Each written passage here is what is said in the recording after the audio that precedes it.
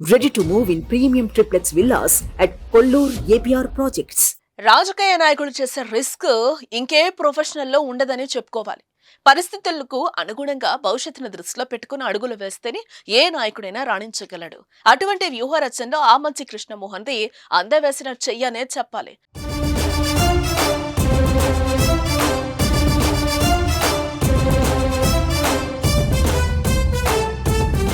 చీరాల వైసీపీలో ఇద్దరు నాయకులకు చోటు దక్కలేదు. దీంతో ఆమంచిని పర్సూరికి పంపింది అధిష్టానం. అక్కడ ఎంత చేసినా ఏం చేసినా టీడీపీ సిట్టింగ్ ఎమ్మెల్యే ఏలూరి సాంబశివరావును ఢీకొని గెలవడం సాధ్యం కాదని గ్రహించిన ఆమంచి అక్కడి నుంచి బ్యాక్ టు చీరాల వచ్చేశారు. అయితే చీరాల సీట్ ని సిట్టింగ్ ఎమ్మెల్యే కరణం బలరాం కొడుకు వెంకటేష్ కి ఇచ్చారు. దీంతో ఆమంచి చేతులు ముడుచుకొని కూర్చోలేదు. గతంలోనే అంటే 2014లో చీరాల నుంచి ఇండిపెండెంట్ గా పోటీ చేసి గెలిచిన చరిత్ర ఉంది ఆయనకు. 2024 ఎన్నికల్లోనూ ఇండిపెండెంట్ గా పోటీ చేయాలని చూసినా తనకు రాజకీయ జీవితాన్నిచ్చిన కాంగ్రెస్ పార్టీలోకి తిరిగి వెళ్లాలని డిసైడ్ అయ్యారు. తన సొంత నవోదయం పార్టీ గుర్తు ఆటో రిక్షాపై పోటీ చేయాలని భావించినా భారత ఎన్నికల సంఘం ఆ గుర్తును రద్దు చేసిందన్నారు. అందుకే కాంగ్రెస్ పార్టీలో చేరి హస్తం గుర్తుపై పోటీ చేయాలని నిర్ణయించుకున్నట్లుగా ఆమంచి తెలిపారు. చీరాలలో ఇసుక మాఫియా, గ్రానైట్ మాఫియాకు పాల్పడి పోలీసుల అండదండలతో నియోజకవర్గంలో బీభత్సం సృష్టించింది కరణం కుటుంబమేనని ఆరోపణలు చేశారు.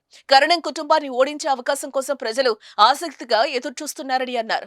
చెప్పినట్లుగానే కాంగ్రెస్ ఏపీ చీఫ్ షర్మిలను కృష్ణమోహన్ కలిశారు. త్వరలోనే చీరాలలో బహిరంగ సభ ఏర్పాటు చేసి కాంగ్రెస్ కండువా కప్పుకోబోతున్నారు. మాస్ లీడర్ గా చీరాలలో ఆమంచి కృష్ణమోహన్ కు పేరుంది.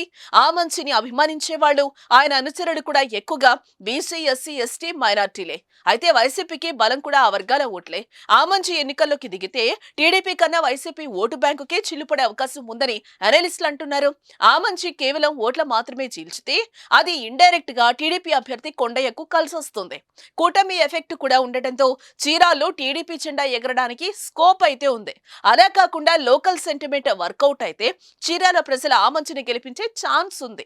నిన్న మొన్నటి వరకు చీరాల్లో వైసీపీ అభ్యర్థి కరణం వెంకటేషే ఫేవరెట్.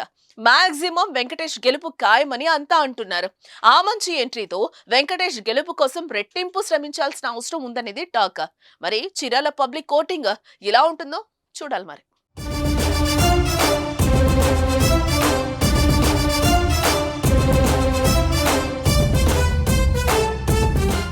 సుమన్ టీవీలో మీ పర్సనల్ అండ్ బిజినెస్ ప్రమోషన్స్ కోసం కింది నెంబర్కి కాంటాక్ట్ చేయండి.